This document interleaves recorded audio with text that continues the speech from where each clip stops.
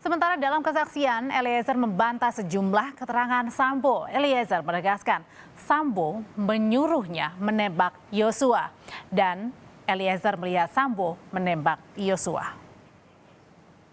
Pada saat di lantai 3 Rumah Saguling, Yang Mulia, tidak ada kata-kata dari beliau yang menanyakan kepada saya untuk apakah kamu siap membackup saya, ataupun menanyakan kepada saya kamu siap gak nembak kalau Joshua melawan. Itu tidak benar adanya, Yang Mulia. Yang benar? Yang benar adalah pada saat itu beliau memerintahkan saya untuk menembak Joshua, dan setelah itu dia juga menceritakan kepada saya tentang skenario yang akan nanti dijelaskan dan dijalankan. Saya melihat beliau menembak ke arah Joshua, Yang Mulia.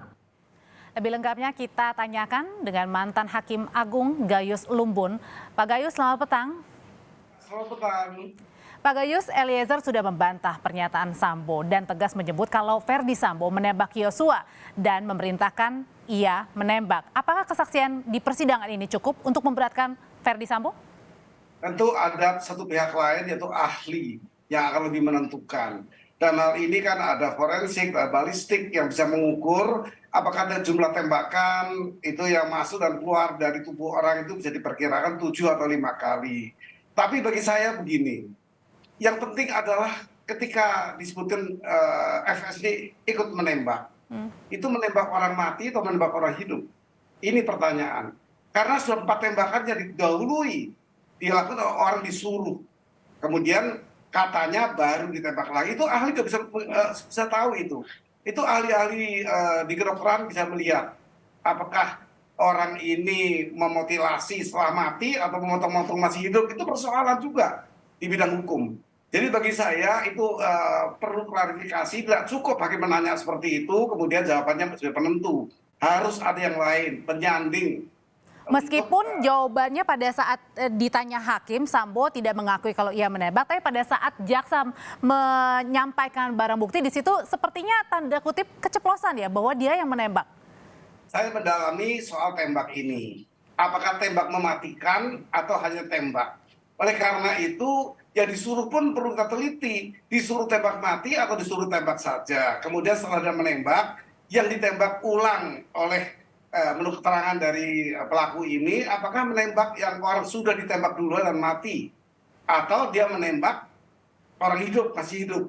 Ini perlu perdalam, ini keadilan, ini mencari kebenaran yang material. Jadi tidak sekedar yang dijawab dan didengar, tapi dibuktikan, dan yang membuktikan ini hanya ahli.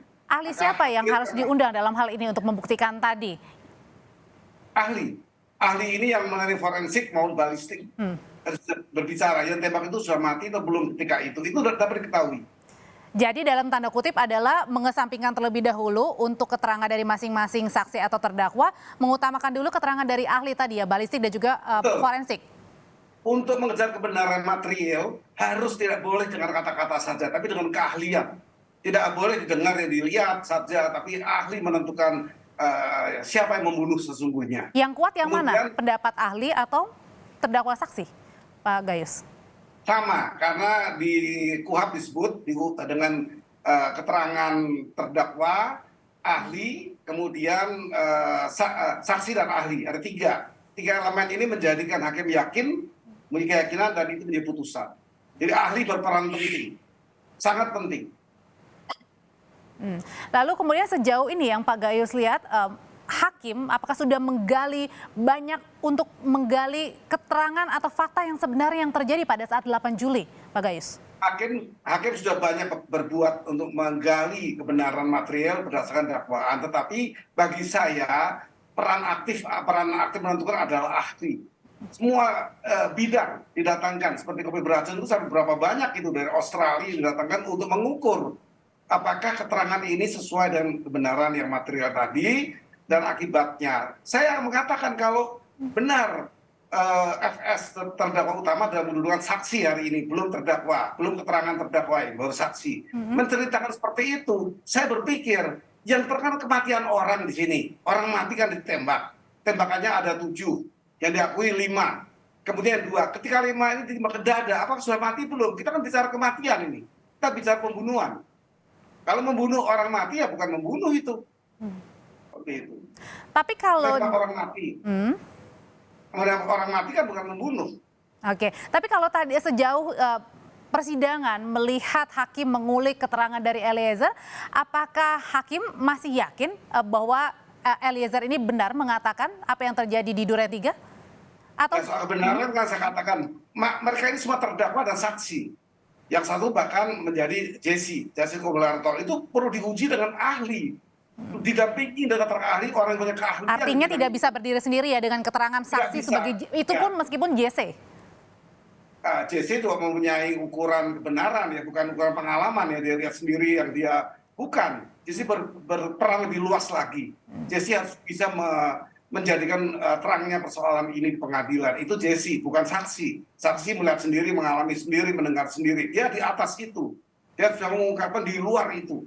Itu baru JC yang berhasil, bermanfaat di pengadilan. Jadi saya ulangi lagi, peran ahli yang ditentukan di KUHP 3 tadi paling tidak sebagai petunjuk bagi hakim untuk yakin dan memastikan keyakinan dengan putusan. Itu saksi itu ahli sepertiga ya, sepertiga bagian menentukan. Kalau dibagi 3 berarti dia sepertiga bagian.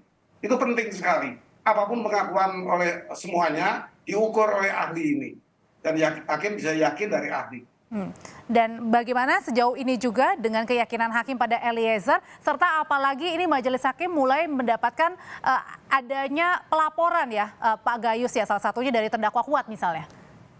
Ya, itu laporan itu kan berbeda. Laporan itu kalau semua laporan masuk, kemudian hakim menjadi diperiksa, sidang dirugikan, tidak boleh begitu. Silahkan, yang diujikan ini kan etika komunikasi, bahwa hakim berkomunikasi tidak layak. Nah, tidak layak itu dalam hal apa? Kalau tidak layak dalam hal yang memang dipastikan itu tidak layak, ya mungkin KAI akan mengambil sikap. Tapi kan ukurannya ada, imperatif apa tidak. Etika ada 2, etika umum dan etika imperatif. Kalau imperatif tidak boleh sama sekali berkomunikasi dengan yang sangat tidak layak, menyebutkan hal-hal yang tidak boleh disebut dari umum. Ini bagian dari imperatif. Nah, apakah tuli, apakah bisu, apakah